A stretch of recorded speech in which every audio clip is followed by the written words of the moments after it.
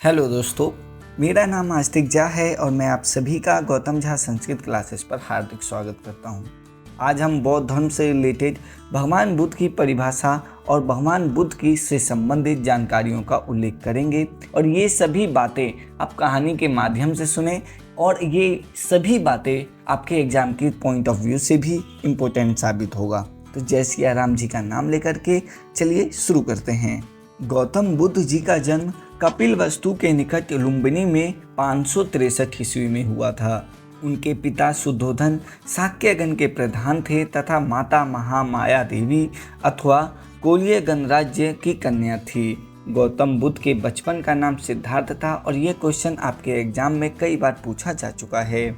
इनकी माता का नाम महामाया जो कि कोलिय गणराज्य की थी और इनके पिता शुद्धोधन शाक्यगण के थे। आपको ये सभी बातें भी याद रखनी पड़ेगी। इनके जन्म के कुछ दिनों बाद ही इनकी माता का देहांत हो गया, लेकिन इनका जो लालन पालन है इनकी मौसी थी जिनका नाम प्रजापति गौतमी था, उन्होंने किया है। इनका विवाह 16 वर्ष की अल्पायु में ही शाक्य कुल की कन्या यशोधरा के साथ हो गया था। उत्तरकालीन बौद्ध ग्रंथों में यशोधरा के अन्य नाम भी प्रचलित हैं, जैसे कि गोपा, बिंबा, भद्रकच्छना आदि मिलते हैं।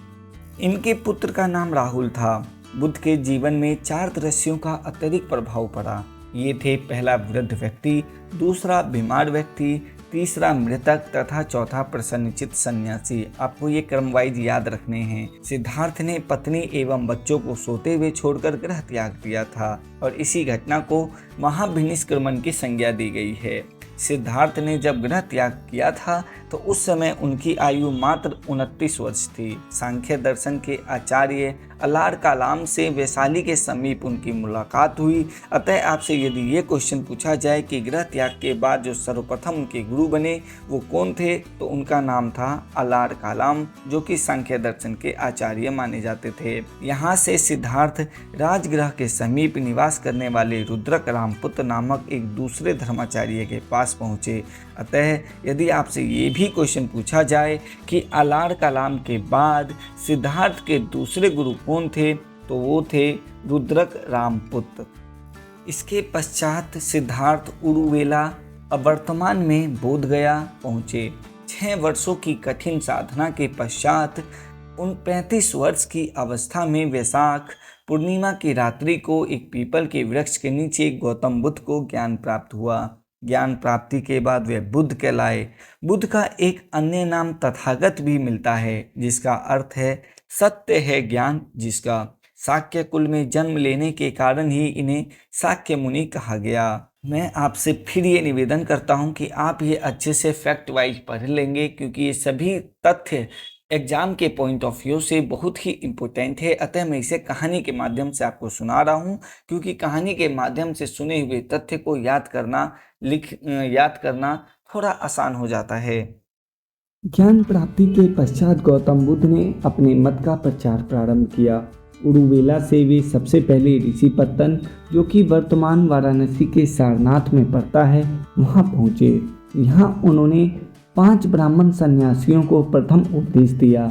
इस प्रथम उपदेश को ही धर्म चक्र प्रवर्तन कहा जाता है और ये आपके किसी भी कॉम्पिटिटिव एग्जाम के लिए मोस्ट इम्पोर्टेंट है, क्योंकि आपसे ये पूछा जा सकता है कि ज्ञान प्राप्ति के पश्चात गौतम बुद्ध सर्वप्रथम कहाँ गए, तो इसका आंसर है वर्तमान सारनाथ। और उनके द्वारा दिए हुए प्रथम उपदेश को क्या कहा गया, तो आंसर है धर्म चक्र प्रवर्तन।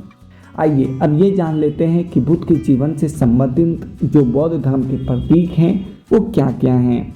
यदि हम बुद्ध के जन्म की घटना को उनके प्रतीक से दर्शाएं तो उनका प्रतीक है कमल एवं सांड। गृह त्याग की घटना का प्रतीक घोड़ा है। ज्ञान की घटना का प्रतीक पीपल या बोधि वृक्ष है। निर्वाण की घटना का प्रतीक पद चिन्ह है। राजगृह में उन्होंने द्वितीय, तृतीय तथा चतुर्थ वर्षाकाल व्यतीत किया। मगध के राजा बिंबिसार ने उनके निवास के लिए वेणुवन नामक महाविहार भी बनवाया था।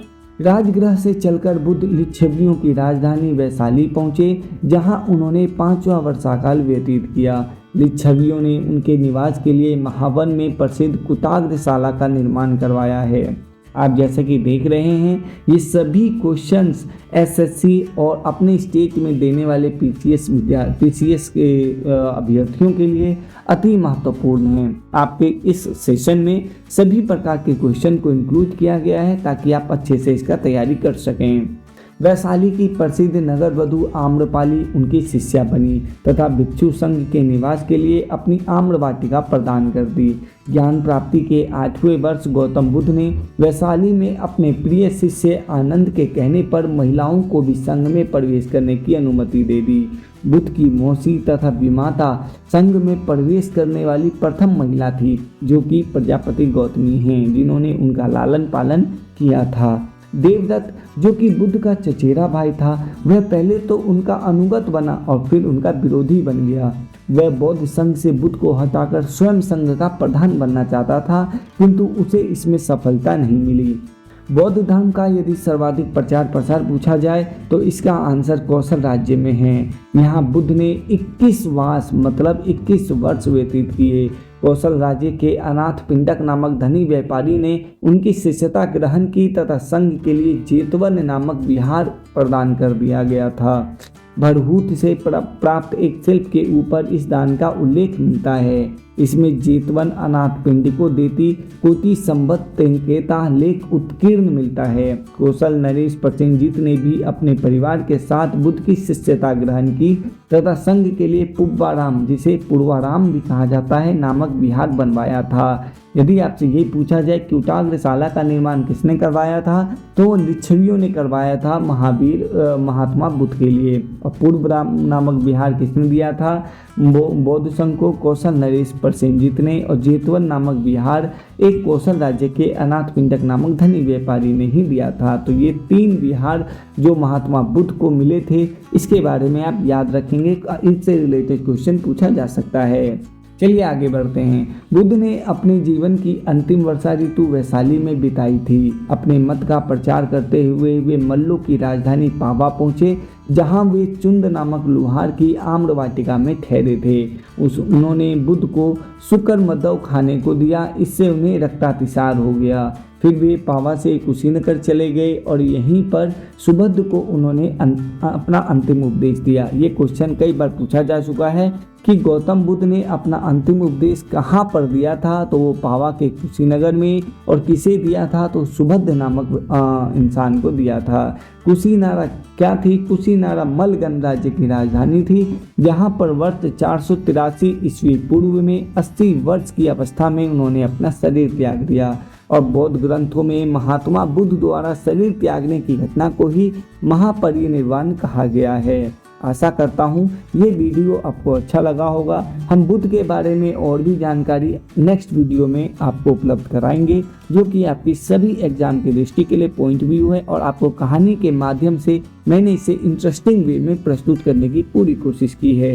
यदि आपको ये मेरी कोशिश अच्छी लगी हो तो प्लीज़ वीडियो को लाइक और कमेंट करें और चैनल को सब्सक्राइब करें। जय हिंद, जय भारत।